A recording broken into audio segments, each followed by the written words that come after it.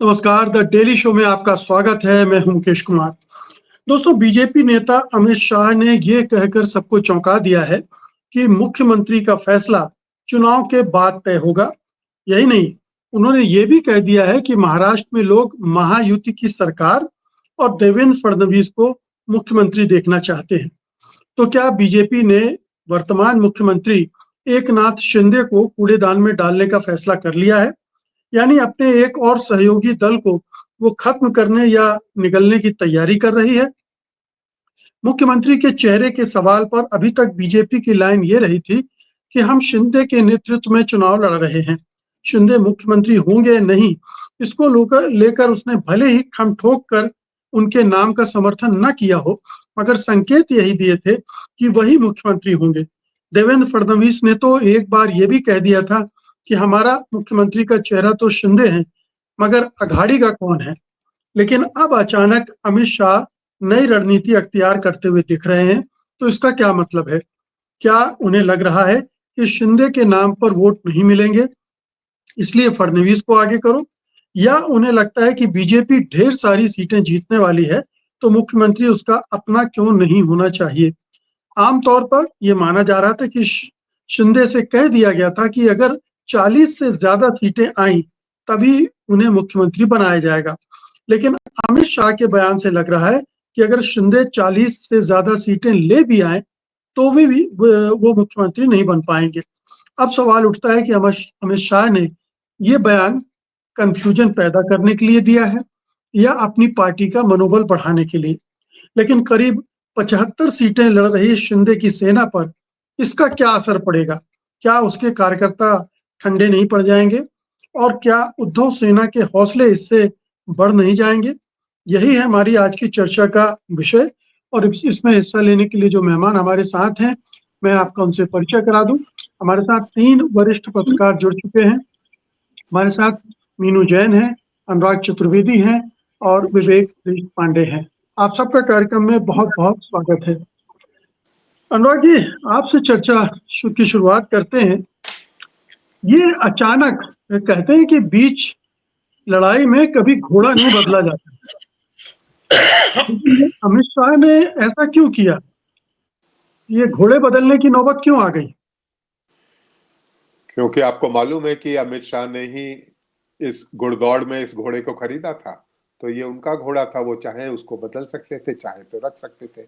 लेकिन मुझे लगता है कि एकनाथ शिंदे जो है वो अभी भी अमित शाह को लग रहा है कि उनकी ये असल में क्या हो रहा है कि जो पार्टियां तोड़ी थी भारतीय जनता पार्टी ने, उनमें शिवसेना में उद्धव ठाकरे बनाम शिंदे, अजीत दादा बनाम शरद पवार और भारतीय जनता पार्टी बनाम कांग्रेस। अगर आप देखेंगे कि मोदी और शाह जो है वो दोनों अपने भाषणों में, जो पहला चरण उन्होंने 2-3 सभाएं जो शुरू में की थी धुले में और अन्य इलाकों में, वहां पर उन्होंने जो हमला किया वो मुख्यतः कांग्रेस पे किया। शहजादा किया या एटीएम है या कहा जहां पे भी कांग्रेस का राज आ जाता है, और शरद पवार को और उद्धव ठाकरे पे मोदी ने कोई खास उन पे बिल्कुल भी हमला नहीं किया, खास की क्या बात कही है। तो ऐसी स्थिति में मुझे लग रहा है कि 2-3 चीजें मेरे टेक हैं, जो कि हमारे अन्य जो सहयोगी हैं, जो जानकार पत्रकार हैं, जो विवेचना करने वाले हैं, वो उनको पे ज्यादा उसको बढ़ा सकते हैं। मेरा ऐसा मानना है कि ये जो अमित शाह जो है वो देवेंद्र फडणवीस को, आरएसएस को भी खुश करने के लिए ये एक चाल हो सकती है उनकी, क्योंकि आरएसएस में ये बड़ी नाराजगी थी कि जो ये दोनों गुजराती जो शासक हैं वो काफी पूना को, नागपुर को भी नाराज करते हैं, और उनके जो नागपुर के जो प्रियजन हैं, गडकरी हैं, देवेंद्र फडणवीस हैं, रेशम बाग के जो जो 2 रेशमी सितारे हैं, उनसे वो लोग काफी उनको लेकिन नाखुश। अनुराग जी ये हाँ, बताइए कि ये फैसला पहले होता तो समझ में आता। अब जबकि 1 हफ्ते चुनाव प्रचार के बचे हैं, तब आप ये फैसला कर रहे हैं, तब इसका इम्पैक्ट क्या होगा? अब तो आरएसएस क्या खुश हो गया। मैं इसको क्या है कि देखिए बीच बीच में मैं इसको शिंदे का पर काट दिए, शिंदे के साथ धोखा हो गया, मैं इस थ्योरी को नहीं मानता। ये आप रास्ते में अपनी चीजें रणनीति रेक्टिफाई करते हैं। आपके किसी टायर में से हवा निकल रही है तो कोई उसको वजह आप तो होगी ना उसकी, उसकी कोई वजह वजह होगी। वजह यह है कि अजीत दादा जो है वो एकदम कलेप्स कर गया। तो उनको लगा कि अगर उद्धव ठाकरे के मुकाबले में शिंदे भी अगर कलेप्स कर जाता है, क्योंकि अगर आप उद्धव ठाकरे की सभाएं देखेंगे उनमें हजारों हजारों लोग बाग आ रहे हैं, शरद पवार की में हजारों हजारों लोग आ रहे हैं। तो ऐसे में जो लोकप्रियता है, तो उनको ये लग रहा है कि हम लोग अगर वो अपना किले को आखिरी जो सबसे उनका मुख्य सेनापति है, क्योंकि भारतीय जनता पार्टी ने इतनी सीटें लड़ाई भी नहीं है कि वो खुद बहुमत, उनका खुद का बहुमत आ सकता है। ये एक भ्रम है कि भारतीय जनता, क्योंकि अगर आप अभी नवाब मलिक का आज का भाषण सुनेंगे तो वो कहते हैं कि हम लोग चंद्रबाबू नायडू और नीतीश कुमार हम बनेंगे, हम लोग किंग मेकर होंगे और उनकी तरह नहीं होंगे, हम अपनी चीजें डिक्टेट कराएंगे। तो मुझे ये लगता है कि शिंदे जो है वो भी अजीत दादा की तरह ध्वस्त ना हो जाए, उसको बचाने के लिए भी देवेंद्र फडणवीस को ये अभी लेके आए हैं। लेकिन देवेंद्र जी फडणवीस मुख्यमंत्री के उम्मीदवार मुझे नहीं लगता, क्योंकि उनमें सत्ता का मद इतना है और अमित शाह के वो नंबर एक दुश्मन है। वो अमित शाह ने, ये भी संभव है कि देवेंद्र फडणवीस को समाप्त करने के लिए भी उनका नाम दिया है, क्योंकि देवेंद्र जी फडणवीस एक संभावनाहीन राजनेता है। भले ही आरएसएस में, या क्योंकि भारतीय जनता पार्टी ने यहाँ पर कई टीम बनाई है, ABCDE जितने जी तक जी। जा सकते हैं, या चंद्रचूड़ जी की भाषा में कहूं तो S से Z तक जा सकते हैं। तो ऐसी स्थिति में जो निर्दलीय हैं, प्रकाश अंबेडकर हैं, और हर आदमी जो अठावले से लेके, तो ये देवेंद्र फडणवीस उनके साथ एक उनको बांधे हुए नहीं है, क्योंकि ये इस पे आते हैं, जो, इस पे आते हैं अनुराग जी, हाँ इस पे जी आपने जी जी, इतने सारे पॉइंट रख दिए हैं कि हाँ उन पे डिस्कस करना बड़ा जरूरी है। जी। विवेक जी, आपको क्या लगता है, क्या शिंदे कमजोर पड़ रहे हैं इसलिए देवेंद्र फडणवीस को आगे किया जा रहा है? क्या देवेंद्र फडणवीस में उतनी लोकप्रियता, उनकी लोकप्रियता है, इतना दम है कि अगर जहाज डूब रहा है तो उसको संभाल सके? जहाज डूबने वाली स्थिति तो नहीं है, लेकिन क्या वो एक नया चार्ज कर सकते हैं महायुति को? जी, मुकेश जी, मुझे इसमें स्पष्ट ये दिखाई दे रहा है कि महायुति के अंदर जो एक डिस्कॉर्ड है, मतलब उसमें कोहेसिवनेस बहुत कम है। जितना महाविकास अघाड़ी में हमको कोहेसिवनेस दिख रहा है, जिसको एक संघ बोलते हैं, उस तरह से महायुति में वो केमिस्ट्री नहीं है। सब अलग-अलग देख रहे हैं, मतलब अलग-अलग दिशा में देख रहे हैं। तो यूनिटी इंडेक्स कम होने की वजह से एक डर ये है बीजेपी को कि वोट ट्रांसफर नहीं होगा, वोट वोट ट्रांसफर आपस में नहीं होगा। और ये डर इसलिए भी है कि बीजेपी के कार्यकर्ताओं में जो एक नाराजगी जो है, जो संघ के मुखपत्र में भी इस तरह से कुछ स्पष्ट हुआ था कि भाई आपने अजीत पवार के साथ में जो अलायंस किया वो, और जो भी राजनीति आपने महाराष्ट्र में की, उसके चलते बीजेपी का कार्यकर्ता बहुत नाराज है। अगर हमारा मुख्यमंत्री नहीं बनेगा, अगर हमारी सत्ता नहीं रहेगी, तो फिर बीजेपी को वोट किस लिए दिए? इसलिए हो सकता है कि बीजेपी का वोटर शिंदे के पार्टी को वोट ट्रांसफर न करे। हो सकता है कि बीजेपी का वोटर अजीत पवार के पार्टी को अपना वोट ट्रांसफर न करे। ये डर कहीं न कहीं बीजेपी के मन में है। इसलिए वोट ट्रांसफर बिल्कुल सुचारू रूप से हो जाए और वोट ट्रांसफर में कोई गड़बड़ न हो जाए, ये एक रणनीति का भाग करके शायद अमित शाह ने देवेंद्र फडणवीस को हम मुख्यमंत्री बनाएंगे, इस तरह का एक शगुफा छोड़ दिया है। वो बनाएंगे या नहीं बनाएंगे अपने आप में बात का सवाल है, क्योंकि हम जब 2.5 साल के बाद उद्धव ठाकरे की सरकार को गिराने के बाद तो हम बिल्कुल उस दिन तक यही सोच रहे थे कि देवेंद्र फडणवीस मुख्यमंत्री बनने जा रहे हैं, लेकिन सडनली अमित शाह ने एकनाथ शिंदे को मुख्यमंत्री बना दिया। और उसके बाद से हम यही सुनते आ रहे हैं कि एकनाथ शिंदे तो अमित शाह का आदमी है, अमित शाह के फेवरेट हैं। तो अ, इसका कोई भरोसा नहीं है कि आज देवेंद्र फडणवीस का नाम लिया जा रहा है, लेकिन उनको जरूरी नहीं है कि मुख्यमंत्री उनको ही बनाया जाए। ये एक तात्कालिक रणनीति हो सकती है जिसके तहत आरएसएस को खुश करना है, तो जैसे चतुर्वेदी जी का सही बात है, वो भी है। और बीजेपी से शिंदे को बीजेपी की तरफ, और ये आपस में जो वोट ट्रांसफर है उसको वो स्मूथली हो जाए, ये भी है। और ब्राह्मण जो एक ये जरा ये मुझे समझाइए कि फडणवीस का नाम आगे करने से वोट ट्रांसफर इजीली कैसे हो जाएगा, बल्कि इसमें तो और मुश्किलें आएंगी कि अब तो शिंदे सेना का भी मनोबल टूटेगा कि भाई अब तो हमारी बारी आनी नहीं है, उसके कार्यकर्ता छिटकेंगे, वो अब बीजेपी को भी वोट नहीं डालेंगे।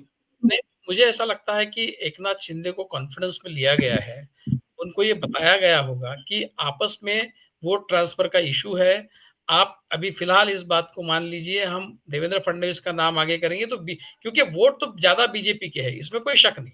तो बीजेपी से अगर एकनाथ शिंदे के वोट बीजेपी की तरफ कम आए तो भी फर्क नहीं पड़ता, लेकिन बीजेपी के ज्यादा जो वोट्स है वो एकनाथ शिंदे को अगर नहीं मिलेंगे तो एकनाथ शिंदे का भी नुकसान है।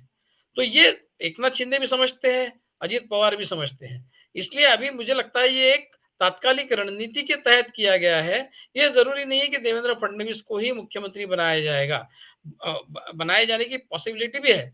दूसरा एक इसमें एंगल ये है कि 23 तारीख को रिजल्ट आने के बाद 26 तारीख के अंदर आपको सरकार बनानी है। बहुत छोटी विंडो इलेक्शन कमीशन ने रखी, क्यों रखी है पता नहीं। इलेक्शन कमीशन को समझता नहीं क्या? सब समझता है। और जब तोड़फोड़ वाली राजनीति जिस राज्य में है, जिस राज्य में गठबंधन की सरकार बननी है, वहां पर विंडो बड़ी रखनी चाहिए। इतनी तो जिम्मेदारी का एहसास इलेक्शन कमीशन को होना चाहिए था, लेकिन उतनी भी जिम्मेदारी उन्होंने नहीं दिखाई। अब ये 3 दिन में बीजेपी का कुछ खेल तो शायद बीजेपी ने प्लान कर लिया कि 3 दिन के अंदर उनको क्या करना है। तो यह हो सकता है कि सिंगल लार्जेस्ट पार्टी के तहत राज्यपाल जो है पहले बीजेपी को बुला ले और फिर जबरदस्ती एकनाथ शिंदे और अजित पवार को इनके साथ आना ही पड़ेगा। नहीं आएंगे तो रीअलाइनमेंट ऑफ फोर्सेस करने की भी बात हो सकती है। तो इसमें दोहरी रणनीति है ऐसा मुझे लगता है। वोट ट्रांसफर और गवर्नमेंट फॉर्मेशन की जो स्पीड है, जिस स्पीड से वो करनी है, उसको अचीव करने के लिए भी शायद ये रणनीति हो सकती है। इसके अलावा मुझे इसमें कुछ बहुत खास नहीं दिखाई दे रहा है मुकेश जी। मीनू जी, आप क्या सोचती हैं कि क्या फडणवीस के बारे में शिंदे से बात करने से मतदाताओं तक ये मैसेज पहुंच जाएगा कि नहीं भाई ये अंदर खाने सेटिंग हो गई है, बनेंगे तो शिंदे ही?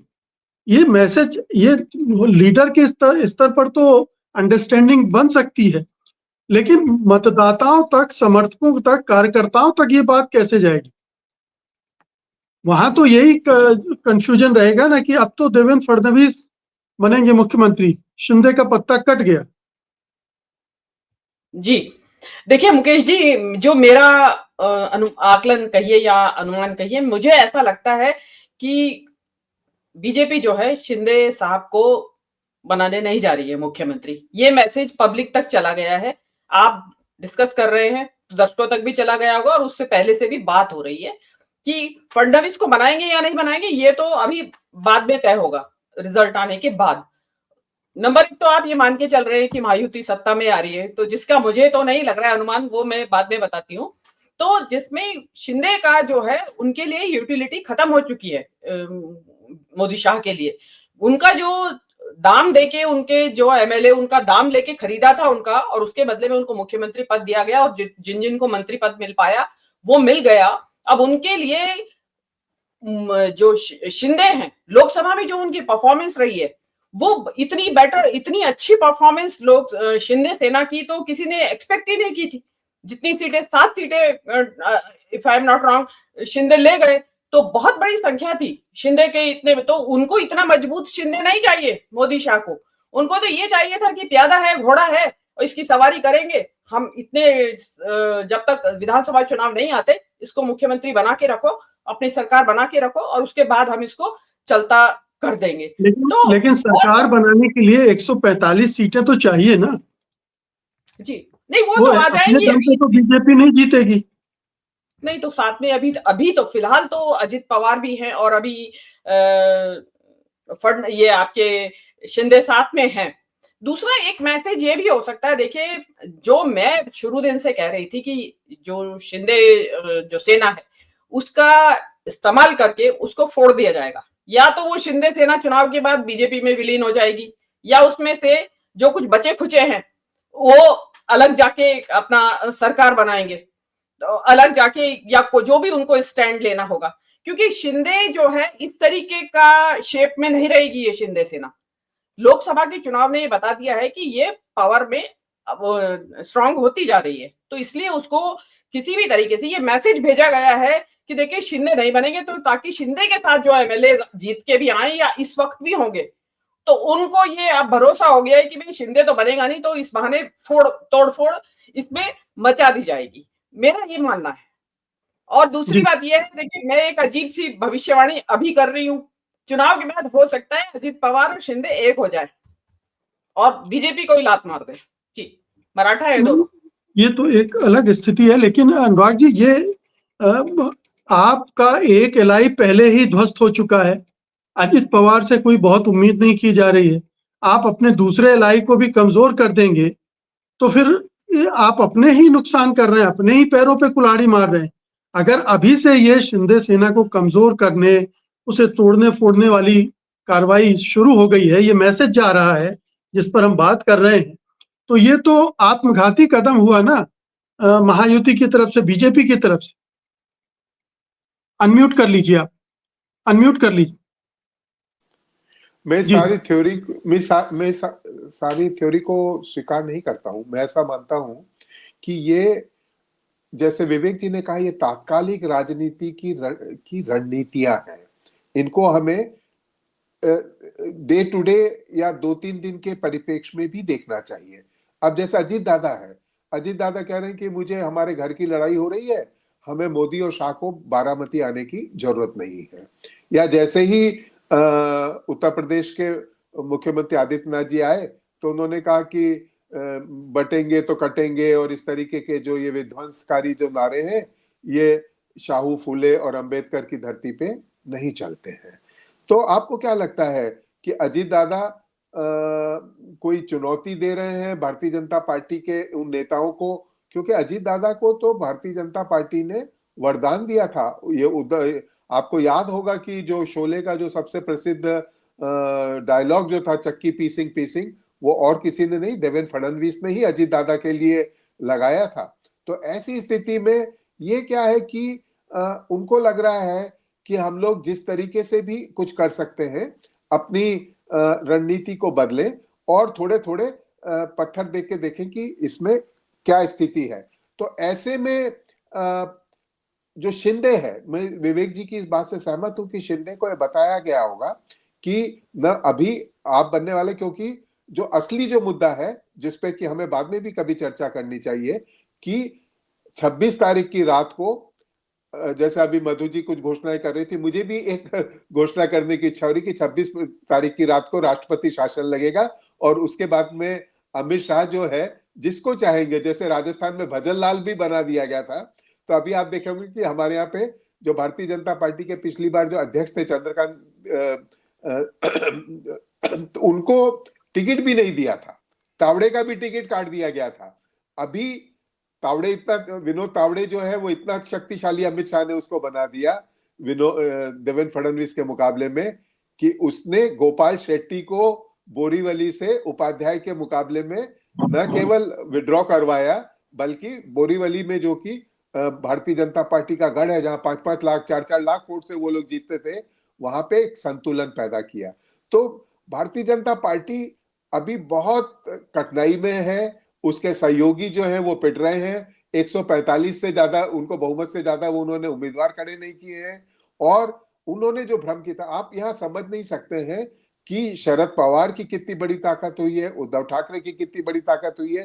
तो इसके बीच में ये इस तरीके के झूठे सच्चे दाव, तात्कालिक राजनीति कह लीजिए, रणनीति कह लीजिए, क्योंकि देवेंद्र फडणवीस को खुद को विश्वास नहीं है कि अमित शाह उनको बनाएंगे, क्योंकि भारतीय जनता पार्टी में अविश्वास की ही सबसे ज्यादा तेज धाराएं बह रही हैं, और वहां एक दूसरे को अभी पैसे जिसके पास में है उससे भी वसूली कर सकते हैं, क्योंकि ये मैं उद्धव ठाकरे के जब भाषण सुनता हूँ और लोग बाग जिस तरीके से रिस्पॉन्स करते हैं, तो वो वसूली गैंग, हमें गाड़ देना है इनको, हमें बर्फ की सिल्ली पे गद्दारों को सुला देंगे, और लोग बाग इतने खुश होते हैं कि ये जो भ्रम अभी गोदी मीडिया ने या जो झूठे सर्वे करा रहे हैं, जो कि एनसीपी जहां पे 2 ही सीटें लड़ रही है मुंबई में, उनको वो 5 सीटें प्रदान कर रहे हैं, तो ये नैरेटिव्स चल नहीं रहे हैं, क्योंकि अभी विंध्याचल के पार की राजनीति में देवेंद्र फडणवीस की संभावनाएं, मुझे एक तात्कालिक अमित शाह ने ऐसे ही टोटका किया है,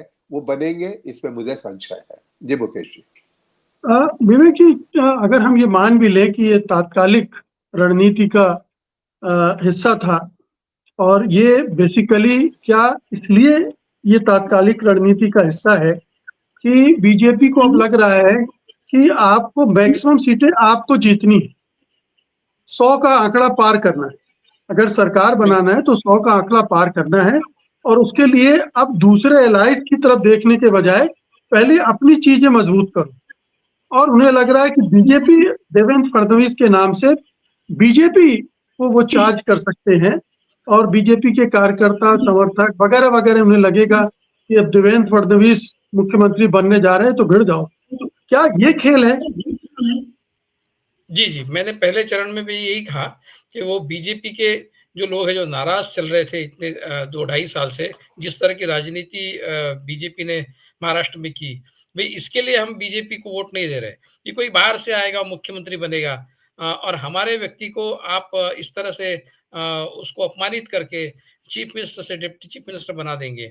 और देखिए, महाराष्ट्र में ब्राह्मण जो वोटर है उसका परसेंटेज 3.5-4% तो है ही। तो यहाँ जब कांटे की टक्कर हो रही है, उस समय आप 1% भी इधर-उधर होते हुए नहीं देख सकते। तो ब्राह्मण जो वोटर है, वो भी नाराज़ नहीं होना चाहिए। ये भी एक कंसर्न है। आरएसएस के लोग जो अभी चुनाव में उतरे हैं, जो मदद कर रहे हैं बीजेपी की, वो इसलिए नहीं कि एकनाथ शिंदे को मुख्यमंत्री बनाना है, क्योंकि आरएसएस ने तो बाकायदा आरएसएस के लोगों ने लिखा है कि हम नहीं चाहते, जो हुआ वो गलत हुआ, ये भी लिखा है। तो ऐसे में इनको नाराज करना, हरियाणा में आरएसएस की मदद से बीजेपी को जो यश मिला है, वो आरएसएस की मदद से ही मिला है। अब महाराष्ट्र में वो आरएसएस को बिल्कुल नाराज नहीं करना, उनके लिए सबसे टॉप प्रायोरिटी है कि आरएसएस और बीजेपी के कार्यकर्ताओं को खुश करना, खुश रखना, ताकि बीजेपी का जो पूरा वोट है, कम से कम वो पूरा बीजेपी को मिल जाए, और जो अजीत पवार और एकनाथ शिंदे की तरफ से जो भी वोट ट्रांसफर होना है, वो भी स्मूथली हो जाए। बीजेपी से उनको भी जो वोट ट्रांसफर होना है, वो भी स्मूथली हो जाए। ऐसा एक मुझे ये प्लान दिख रहा है। और ये आपने सही कहा कि बीजेपी ने लगभग बीजेपी के 165 के करीब लोग, ठीक है, उनके कैंडिडेट्स 148 वगैरह ही हैं, लेकिन बाकी जो उन्होंने उधार दिए हैं एकनाथ शिंदे को, अजित पवार को, वो सब मिलाकर 165 170 के करीब चले जाते हैं। उसमें से 100 सीटें कम से कम जीतनी है, ये शायद बीजेपी का टारगेट हो सकता है। और फिर बची हुई जो 46 सीटें हैं, वो सीटें एक तो एकनाथ शिंदे और अजित पवार मिलकर अगर प्यार से आते हैं तो प्यार से, नहीं तो फिर खरीद फरोख्त से, किसी भी तरह से, और फिर इंडिपेंडेंस है, वो तीसरा जो एक फ्रंट है वो है, वंचित है, ये सारे लोगों में से वो ये इतने उतनी सीटें वो जोड़ सकते हैं। तो ये भी हो सकता है कि 100 प्लस का टारगेट बीजेपी ने रखा हो, वो जीतने की स्थिति में वो है या नहीं, ये मैं नहीं कहूँगा। मुझे नहीं लगता वो 100 सीटें जीतने की स्थिति में है, लेकिन बीजेपी सीटें जीतना जानती है। हरियाणा में मैं इस बात पर विश्वास करने के लिए तैयार नहीं कि सारे एग्जिट पोल गलत हो सकते हैं।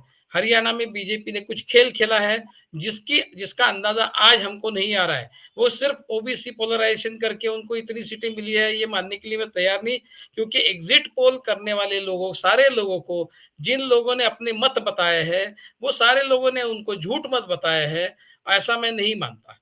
तो कहीं न कहीं बीजेपी का कुछ तो दूसरा खेल है, ईवीएम की बात मैं नहीं करूँगा। दूसरा कोई खेल है जो बीजेपी खेलती है जिसका अंदाज़ा हमें पता नहीं, उसकी बदौलत वो 100 के ऊपर सीटें बिल्कुल ला सकती है महाराष्ट्र में। वो उतनी सीटें जीतने की हालत में, स्थिति में है या नहीं, अपने आप में विषय ही नहीं बनता। बीजेपी को पता है किस तरह से सीटें लानी है। तो वो लाएँगे 100 के ऊपर सीटें, और बाकी बचे जो है वो गठजोड़ से, खरीद-फरोख्त से, डरा-धमका कर, जिस जो उनका पुराना स्टाइल है, उससे वो 146 तक चले जाएंगे और अपनी सरकार बनाने की कोशिश करेंगे। एकनाथ शिंदे खुश होते हैं, नाखुश होते हैं, अजित पवार खुश होते हैं, नाखुश होते हैं, इसकी फिक्र वो नहीं करेंगे। आज उनको अपना वोट बैंक जो है बीजेपी का, वो बचाना है, वो उनकी टॉप प्रायोरिटी है। उसके तहत ये रणनीति उन्होंने अख्तियार की है, ऐसा मैं समझता हूँ मुकेश जी।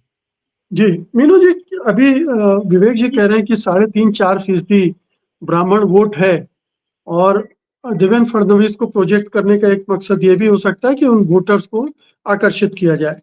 लेकिन ब्राह्मण को प्रोजेक्ट करने का मतलब है कि जो गैर ब्राह्मण हैं, जिनको ब्राह्मणवाद से नफरत है या जो विरोध करते हैं, वो भी तो दूर होंगे अगर एक ब्राह्मण फेस आता है तो। जी देखिए, जब पहली बार देवेंद्र फडणवीस मुख्यमंत्री बने थे, तब सबसे पहले बात यही आई थी कि आरएसएस की चॉइस है, आरएसएस के लाडले हैं, और आरएसएस का सपना है कि पेशवा फडणवीस जो है वो बने मुख्यमंत्री, और वो बने भी। और बात तो यहाँ तक आने लगी थी कि नरेंद्र के बाद सुरेंद्र, वो देवेंद्र, नरेंद्र के बाद देवेंद्र, सेंटर तक की बात लगने लगी थी, क्योंकि वो फडणवीस से है, पेशवा मतलब जो पेशवाई से जोड़ के उनको देखा जा रहा था। तो वो चीज आरएसएस का को खुश करने के लिए हो सकता है कि फडणवीस का नाम ले दिया गया। और अभी जैसे मेरे से पहले चतुर्वेदी जी कह रहे थे कि आरएसएस को खुश करने के लिए, तो ये सक्रिय किया गया है आरएसएस को। आपने पूनम महाजन का इंटरव्यू देखा होगा, मैंने सोशल मीडिया पे उसको देखा, तो उन्होंने तो वो तो साफ साफ एडमिट कर रही है कि क्योंकि उनको तो टिकट दिया नहीं गया लोकसभा का, 2024 में उनका टिकट काटा गया, वो नाराज होकर घर में बैठी हुई थी, 2 बार की सांसद रही और वो नाराज होकर बैठी हुई थी घर में। तो वो साफ एडमिट कर रही कि उन आरएसएस का ही उनको कॉल आया है, मतलब कि आप काम करिए पार्टी के लिए। और उन्होंने बताया कि बाकायदा कि काडर को इंस्ट्रक्शंस दिए गए हैं कि, और महाराष्ट्र डेफिनेटली संघ के लिए उसकी नाक का सवाल है। तो संघ के चहेते फडणवीस, तो इस वक्त उनको मोदी शाह को संघ से काम लेना है। अभी इस जीत के लिए जो ग्राउंड वर्क है, जो जिसको कि हम हरियाणा के लिए कह रहे हैं, तो वही तरह का ग्राउंड वर्क संघ जो है अब इन चुनावों में करेगा। तो लेकिन मुझे, क्योंकि जो ये बात अपने अजित पवार ने जो ये कही है कि बटेंगे तो कटेंगे, यहाँ नहीं चलेगा, तो वो एक, आप जिसको कहते हैं ना कि चावल का एक दाना देखा जाता है कि भाई चावल पक गया या नहीं पक गया, तो उससे ये पता चलता है, वो इस चीज का एक सीधा सीधा हमें संकेत दे रहा है कि महाराष्ट्र का चुनाव धर्म के ऊपर नहीं बेस्ड रहेगा। ये कर्नाटक वाली स्थिति आएगी यहाँ पे। अगेन वही विंध्या के पार की संस्कृति और सोच लोगों की, विंध्या के पार की मानसिकता, वो यहाँ काम करेगी कि अगेन फिर जाति पे आएगा। तो अभी जाति में तो फिलहाल तो फडणवीस को कह के कि भाई हमारा ब्राह्मण को हम बनाएंगे, आरएसएस को स्पेसिफाई कर लिया और उनको पटा भी लिया कि भाई आप हमारा काम करते रहो ताकि हम जीत जाए। उसके बाद मुझे तो बिल्कुल नहीं लगता कि फडणवीस को मुख्यमंत्री बनाया जाएगा। जो बात आ रही है कि अब उसमें से ओबीसी या दलित निकल के आएगा कोई मुख्यमंत्री, क्योंकि बीजेपी को पूरा उस महाराष्ट्र के जरिए एक, लेकिन अभी तो मैसेज किया जा रहा है, अगर देवेंद्र फडणवीस को प्रोजेक्ट किया जा रहा है तो दलितों, पिछड़ों, आदिवासियों में क्या मैसेज जा रहा है कि बीजेपी फिर एक ब्राह्मण फेस लेके चली आई। अभी तो उनको बीजेपी के अंदर कोई प्लान होगा, आरएसएस ने कुछ सोच रखा होगा, वो बात की बात। आप पूरा आप अमित शाह का पूरा स्टेटमेंट सुने तो उसमें एंड वो ऐसे करते हैं क्या कि चुनाव के बाद हम बैठेंगे और बात करेंगे। तो ऐसा नहीं है कि उन्होंने फडणवीस के नाम पे मोहर लगा दी है। नहीं, उसके पहले आपने अभी वाला जो बयान देखा है, उसके पहले एक बयान और आ चुका है जिसमें वो ये कह रहे हैं कि महाराष्ट्र की जनता महायुति की सरकार चाहती है और देवेंद्र फडणवीस को मुख्यमंत्री के रूप में देखना चाहती है। अब ये दोनों जुड़े हुए हैं। देखिए, ये अमित शाह खुद कह रहे हैं, तो संकेत तो साफ है, उसमें कोई संदेह नहीं होना चाहिए। क्या करेंगे ये बात दूसरी।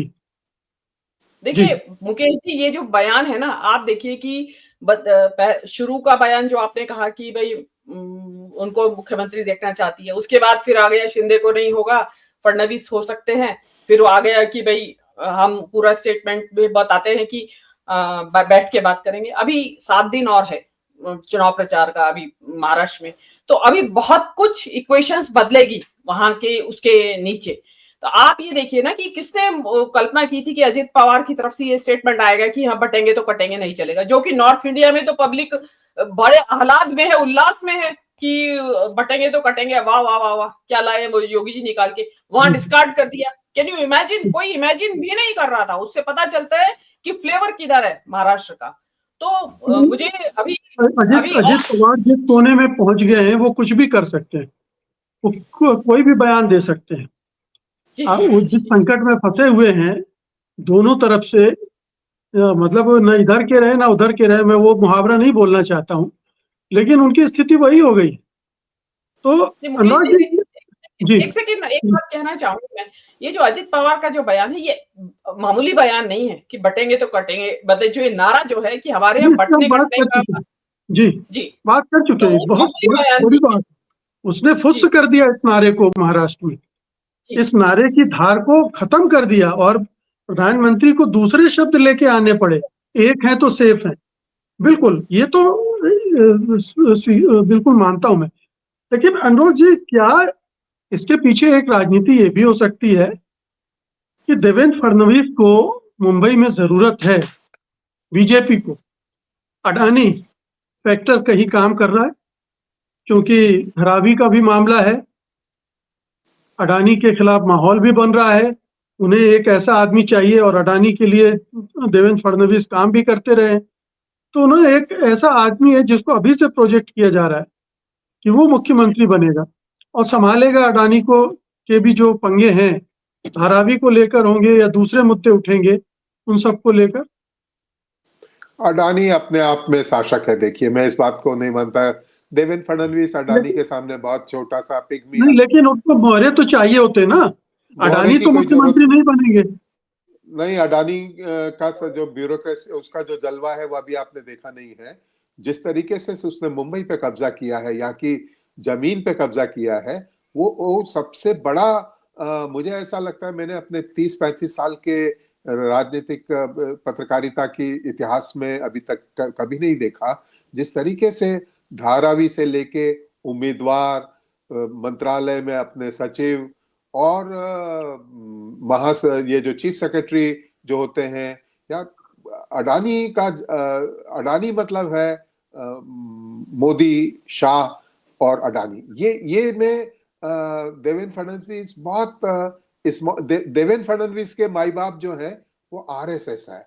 ये आरएसएस बनाम शाह ने आरएसएस को पैसिफाई करने के लिए ये एक थोड़ी सी अपनी एक विनम्रता दिखाई है, जो कितने दिन तक रहती है, क्योंकि ये दोनों ज्यादा देर तक विनम्र नहीं रहने वाले हैं।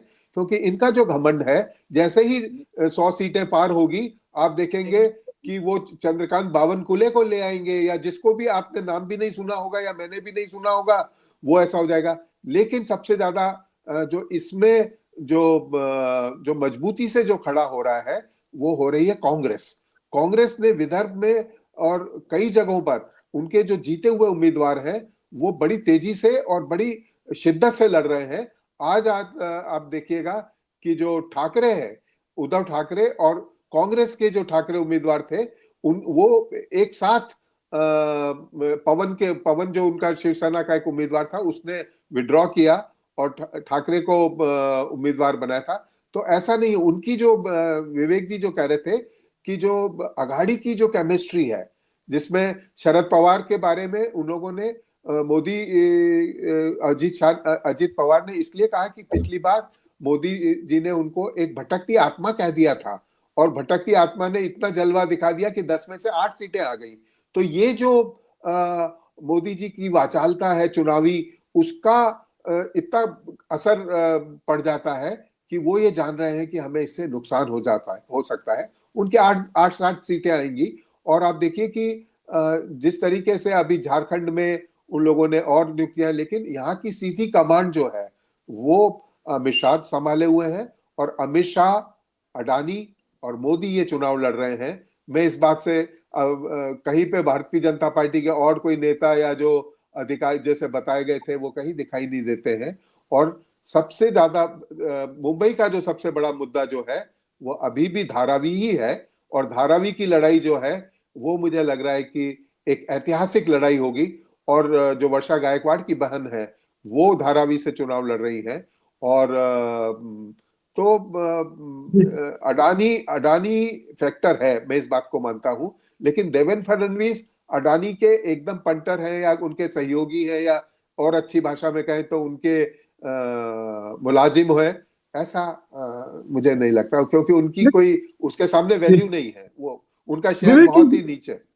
जी, विवेक जी ये बताइए कि हाल के समय में देवेंद्र फडणवीस की ये इमेज बनी है कि वे दिल्ली के इशारे पे काम करते हैं, दिल्ली के गुलाम हैं, आम मराठियों में, कि जो जो दिल्ली कहता बस उसको फॉलो करते, और एक खलनायक की इमेज भी बनी। जिस तरह से तोड़ा फोड़ा, अचानक सुबह सुबह शपथ ले ली, ये सब खेल में जिस तरह की उनकी भूमिका निकल कर आई उसके बाद से, तो देवेंद्र फडणवीस का ठीक है, उससे आरएसएस के और बीजेपी के कार्यकर्ता उत्साहित होंगे, लेकिन मतदाताओं में क्या कोई उत्साह पैदा होगा उनको लेकर, मुकेश जी, जैसे मैंने कहा कि या वो नेगेटिव भी जा बीजेपी, सकता है? जी नहीं, मैंने जैसे पहले भी कहा कि बीजेपी की टॉप प्रायोरिटी है कि उनका अपना जो वोट बैंक है वो उनका बना रहे। तो देवेंद्र फडणवीस का नाम इसीलिए उछला गया होगा कि उनका अपना वोट बैंक बना रहे, उनके वोट न छिटके। अगर किसी और की बात की जाए तो बीजेपी में जो नाराजगी है किसी और को मुख्यमंत्री बनाने पर या फिर अजीत पवार के साथ अलायंस बनाने पर जो नाराजगी है, वो नाराजगी न रहे, कम से कम वोटिंग के दिन तक न रहे। इसलिए अपना जो वोट बैंक है उसको सही सलामत रखने की दृष्टि से ये तात्कालिक एक शगुफा है, इतना इतना ही मैं मानता हूँ। ये हो सकता है कि मुख्यमंत्री उसको बनाया भी जाए और न भी बनाया जाए, ये भी हो सकता है। इसके आगे जाके मैं ये कहूँगा मुकेश जी कि आप हमको, जब हम अमित शाह और नरेंद्र मोदी जो भी खेल खेलते हैं उसकी जब बात करते हैं तो हमको ऐसा लगता है कि वो बहुत कुछ ना कुछ तो लॉजिकली वो किसी एंड तक पहुँचाएँगे उसको। वो इतने इंटेलिजेंट हैं, हम उनको बहुत ज़्यादा इंटेलिजेंट समझते हैं। ये भी हो सकता है कि ये खेल उन्होंने खेला हो और उसका एक मकसद हो, लेकिन वो खेल इनका पूरा गलत भी हो जाए, गलत भी साबित हो जाए। तो बिल्कुल। ये उसके उसके पीछे तर्क ढूँढना ही चाहिए, ऐसा ज़रूरी नहीं है, तर्क होगा ही ऐसा नहीं है। जो हमको समझ में आता है वो तर्क इतना ही है, लेकिन वो लॉजिकल एंड तक जाने वाली बात है। ज़रूरी नहीं है, क्योंकि उतनी बुद्धि का परिचय महाराष्ट्र में उन्होंने पिछले 5 साल में नहीं दिया। मैं ये बात विवेक बार-बार जी, मैंने कही। विवेक जी, विवेक जी, तर्क तो उनका होगा ही, गलत हो जी, सकता है, रणनीति तो उनकी होगी ही, गलत हो सकती है, लेकिन जी। ऐसा नहीं कि धुप्पल में सब कुछ कर रहे होंगे, कुछ तो सोच नहीं, कर नहीं, कर रहे होंगे, वो गलत सोच नहीं, हो सकता है। जी एग्ज़ैक्टली। मैंने वही कहा, मैं क्यों उन्होंने ये कहा है, क्यों उन्होंने ये किया है, इसका मैंने अपने तरफ से मुझे जो लगता है वो तर्क मैंने दिया है। लेकिन आप देखिए, जो महाराष्ट्र में जिस तरह की राजनीति की है, वो इट डिफाइज लॉजिक जिसको कहते हैं अंग्रेजी में, तर्क नहीं बनता। 2019 में जब शिवसेना के साथ में सरकार बनाने की बात हुई, उस समय इस बात पर शिवसेना के साथ में अलायंस तोड़ दिया कि भई आपको हम 2.5 साल मुख्यमंत्री नहीं बनाएँगे। अब उसके बाद हुआ ये कि 2.5 साल तो खुद मुख्यमंत्री बन ही गए उद्धव ठाकरे। उसके बाद के 2.5 साल तो उन्हीं के पार्टी से टूटे हुए दूसरे बने, इनको क्या मिला? तो ये हमेशा बहुत अक्लमंदी से काम करते हैं, ऐसा नहीं है। ये मन ये रख तो कर, तो नहीं, वो ये तो 240 पे पहुंचना भी बताता है उनका कि कितने जी, अकलमंदी से वो जी, जी। काम कर तो रहे थे, लेकिन जी, जी। तो जी इसीलिए इसलिए मेरा कहना ये है कि तर्क में सिर्फ़ इतना ही बैठता है कि अपने वोट बैंक को अभी सिक्योर करना, क्योंकि अपने जो बीजेपी के वोटर्स और आरएसएस दोनों इस बात से खफ़ा है कि जिस तरह से आपने एकनाथ शिंदे और अजीत पवार के साथ में, पर्टिकुलरली अजीत पवार के साथ में अलायंस बनाया, वो बीजेपी के वोटर को बिल्कुल भी नहीं भाया, और जिस तरह से देवेंद्र फडणवीस को अपमानित किया गया, वो भी नहीं बीजेपी के वोटर को भाया है। इसलिए अभी बीजेपी के वोटर को कम से कम इकट्ठा रखा जाए, वो वोट न छिटके। वोट ट्रांसफर में गड़बड़ हो सकती है और बीजेपी के वोट अगर एकनाथ शिंदे को मतलब न जाए तो उनका भी नुकसान होगा, अजीत पवार का भी होगा, लेकिन हमारा नुकसान नहीं होना चाहिए। कम से कम बीजेपी का नुकसान वोटों का नहीं होना चाहिए। इतना एक लिमिटेड एक एम लेकर ये मूव खेला गया है, इतना ही मैं मानता हूँ। ये कितना जी सक्सेसफुल और कितना फेल्योर होता है, ये अपने आप में अलग विषय है, लेकिन उनकी सोच जी ये है कि ये इससे ये होगा, जी। बाकी उसमें कोई ज़्यादा तर्क नहीं है। जी मीनू जी, मैं इसका दूसरा साइड भी देखना चाहता हूँ कि अगर देवेंद्र फडणवीस का नाम आ रहा है, शिंदे सेना में थोड़ा डिमोरलाइजेशन होता है, उसके समर्थक भी थोड़ा ठंडे पड़ते हैं, तो इसका उद्धव की सेना पर क्या फर्क पड़ेगा? उद्धव ठाकरे को इसका क्या एडवांटेज मिल सकता है? क्या वो अब ज्यादा चढ़कर खेल सकती है? देखिए, उद्धव ठाकरे का तो मुझे ऐसा लगता नहीं है कि शिंदे को अगर वहां पे कट टू साइज किया जा रहा है ये अमित शाह के द्वारा, तो डायरेक्ट कोई फायदा उद्धव ठाकरे को मिलेगा। उद्धव ठाकरे को तो जो अपनी महाआघाड़ी का जो महाविकास आघाड़ी का जो है, उनके ही अपने इक्वेशंस और अपने ही वोट ट्रांसफर का फायदा मिलेगा, और दूसरे जो उनका सहानुभूति वोट है। अब देखिए, ये सहानुभूति वोट अगर देखा जाए तो लोकसभा में उतना ट्रांसफर उनको आया नहीं है, उतना वोट उनको आया नहीं है सहानुभूति के हिसाब से, जितना कि आना चाहिए था। उल्टे शिंदे को अच्छा मिल गया, जो कि उम्मीद भी नहीं थी। तो लेकिन हाँ, क्योंकि ये लेकिन एक फैक्टर उसको लोकसभा चुनाव के एक फैक्टर को हमको ध्यान में रखना चाहिए कि उसमें मोदी फैक्टर जितना भी था वो काम कर रहा था। इस बार वो फैक्टर काम नहीं करेगा क्योंकि ये लोकलाइज इलेक्शन। तो यहाँ वो एडवांटेज शिंदे के पास है कि नहीं पता नहीं, लेकिन दूसरे एडवांटेज जरूर है।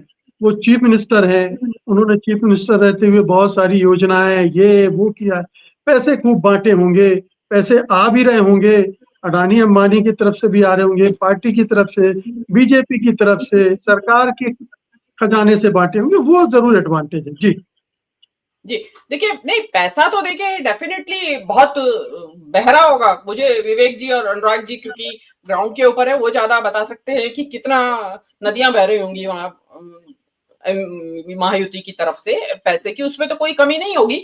लेकिन उद्धव ठाकरे जो है अपने ही कितना मोबिलाइज कर पाते हैं अपने वोटर्स को, ये उसके ऊपर डिपेंड करेगा। अब जैसे ही बताया जा रहा है कि जैसे औरंगाबाद वगैरह के तरफ वहां पे काफी अच्छा, मराठवाड़ा की तरफ उनका जो अपना ये औरंगाबाद खासकर कह रहे हैं कि वो शिवसेना को काफी अच्छा, ये उद्धव सेना को काफी अच्छा सपोर्ट मिल रहा है। तो ये एक समझने वाली बात है, क्योंकि वहां एक मुस्लिम बहुल बेल्ट है, और उसके बावजूद भी अगर उद्धव ठाकरे को वहां वोट मिल रहा है, तो इट मीन्स बहुत सारा इसी तरीके का वोट और जगह भी ट्रांसफर हो रहा होगा। माने मुंबई शहर में भी देख लीजिए, तो वहां भी उद्धव सेना को डेफिनेटली ट्रांसफर हो रहा होगा। तो इसलिए माना जा सकता है कि लोकसभा के मुकाबले उद्धव का बेटर रहेगा परफॉर्मेंस। आप ये नहीं कह सकते कि उसी प्रपोर्शन में सीटें मिलेंगी जिस प्रपोर्शन में लोकसभा में को मिली है।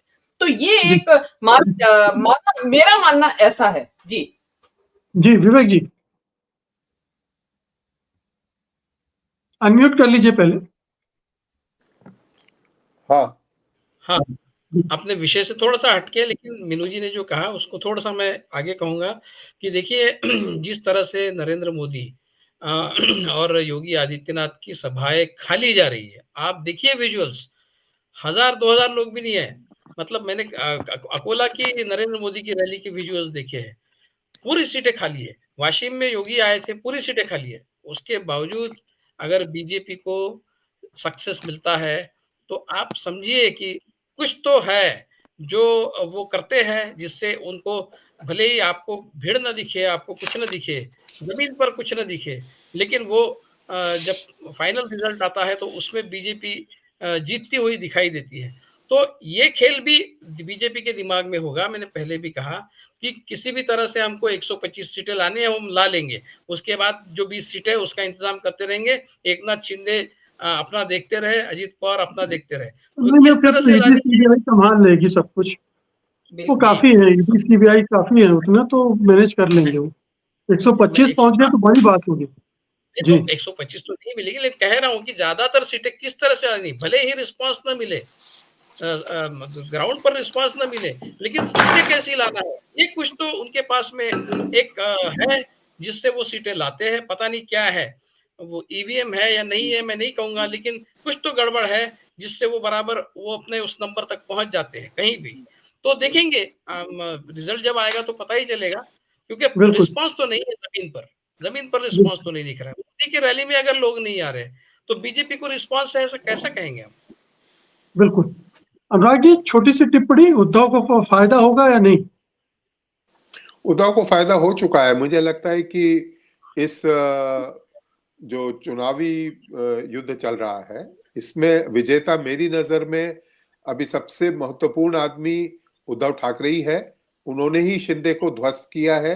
तो बीजेपी ने शिंदे की जब हालत थोड़ी पतली हो गई है, क्योंकि शिंदे की जो ताकत है वो पैसा, ठेकेदारी और जो शिवसेना में जो फूट डाली थी उन्होंने, तो उसकी एक पारी हो चुकी है। शिंदे का जो जलवा था वो ठाणे कोंकण में ही है। और भारतीय जनता पार्टी जो कि मुझे ऐसा लग रहा है कि जैसे उन्होंने केंद्र में मोदी को खड़ा किया था, वैसे ही उनको लगता है कि एक हमें ऐसा चमत्कारिक नेतृत्व चाहिए। इसलिए देवेंद्र फडणवीस को भी शायद एक पैरेलल रूप में लेके आए होंगे, क्योंकि उनकी एक रणनीति होती है। लेकिन उद्धव ठाकरे जो है उनका परफॉर्मेंस मुझे इस बार लगता है, जो मैं उनकी मीटिंग्स के जो जैसे विवेक जी कह रहे थे, मैं उनकी मीटिंग को फॉलो करता हूँ, रोज उनकी 4 मीटिंग को मैं सुनता हूँ। तो वो अलग अलग, जैसे आज जब वो गए थे तो आज पहली बार उनके हेलीकॉप्टर की चेकिंग हुई थी। इनकम टैक्स वालों ने उनका हेलीकॉप्टर पे रेड मारा। तो वो उन्होंने कहा कि मैं खुद वीडियो करूंगा, और उन्होंने वीडियो भी किया कि ये देखो देखो। और उन्होंने उससे इनकम टैक्स वाले से पूछा तुम कहाँ से आए हो? उसने कहा मैं अमरावती से आया हूँ। क्या तुमने मोदी का कभी वो उसकी चेकिंग की है? अमित शाह की है? उन्होंने एक तरीके से काउंटर किया सारे के सारे को। तो उनमें जो हिम्मत है वो मुझे लगता है कि वो शिंदे में वो हिम्मत नहीं है। शिंदे का जो सूत्र है वो लक्ष्मी को वितरित करने का, उनको ऐसा लग रहा है कि उन्होंने जो लाडली बहना का ये जो जादू चलाया है वो उनको वैतरणी पार करा देगा। लेकिन जो उद्धव ठाकरे को फायदा होगा अगर देवेंद्र फडणवीस को बीच में बदला गया है, को लाया गया है, तो इसका सीधा फायदा मुंबई और कोंकण में उद्धव ठाकरे का रीएमर्जेंस हो जाएगा। और शिंदे जो है वो अजीत दादा और शिंदे एक से कमजोर पड़ेंगे। तो ये कल्पना करना कि अजीत दादा और शिंदे कमजोर पड़ेंगे तो भारतीय जनता पार्टी मजबूत रहेगी, ये अपने आप में, ये तीनों में त्रिकोण मुझे समझ में नहीं आता है। अगर कमजोर होंगे तो तीनों डूबेंगे और तीनों का विनाश होगा। और ये मुझे ऐसा लग रहा है कि विदर्भ में कांग्रेस, उत्तर महाराष्ट्र और मराठवाड़ा में और पूना के आसपास के क्षेत्रों में शरद पवार, और मुंबई और कोंकण के जो इलाका है उसमें उद्धव ठाकरे। और शिंदे को मैं पूरा आउट नहीं करता। शिंदे ठाणे में, कल्याण में और ऊपर के भी कुछ जगहों में उनका प्रभाव है, ऐसा नहीं है। भारतीय जनता पार्टी की जो सबसे बड़ी शक्ति है वो अडानी है, क्योंकि अडानी का भी इस बार ये तय होने वाला है कि अडानी रहेगा या मुंबई बचेगी। तो ये दोनों, ये जो डाइकोटॉमी हुई है ये निर्धारित करेगी। और उद्धव को, अगर देवेंद्र फडणवीस को भारतीय जनता पार्टी आगे लाती है तो उनको तो वो नाम भी नहीं लेते। उनको उद्धव ठाकरे अपनी मीटिंग में उनको तरबूज कहते हैं, और जैसे ही त बोलते हैं पूरी जनता ठहाका लगाती है। आप सोच नहीं सकते हैं कि जो जैसे फिल्मों में जॉनी लीवर आ जाता है या उसका नाम लिया जाता है तो वो एक उपहास के पात्र बन गए हैं। क्योंकि उनको ही आप देखेंगे कि जैसे जब छगन भुजबल ने शिवसेना छोड़ दी थी तो बाल ठाकरे ने उनको भुजबल नहीं बोलता है, वो लोखंडे बोलता था। तो उससे क्या होता था कि एक पात्र होते हैं, जैसे कि अभी मधु जी कहते हैं कि पेशवाई है, तो सखाराम बाइंडर में जैसे विजय तेंदुलकर जी ने एक पूरा का पूरा ब्राह्मणी वर्चस्व को किया था, तो ये ब्राह्मणी वर्चस्व 3 या 4% के लिए, क्योंकि कई चीजें जो थी वो देवेंद्र फडणवीस अंतिम समय में समीकरणों को जमा नहीं पाए हैं और मराठा उनके हाथ से निकल गए हैं। बैकवर्ड और दलित को उन्होंने खरीदा है। तो खरीद फरोख्त में वो लोग माहिर हैं, लेकिन ये कितने दूर चलती है इसमें मुझे संशय। जी मुकेश जी, बहुत बहुत शुक्रिया आज की बातचीत के लिए। आप सबका धन्यवाद। नमस्कार। जी नमस्कार।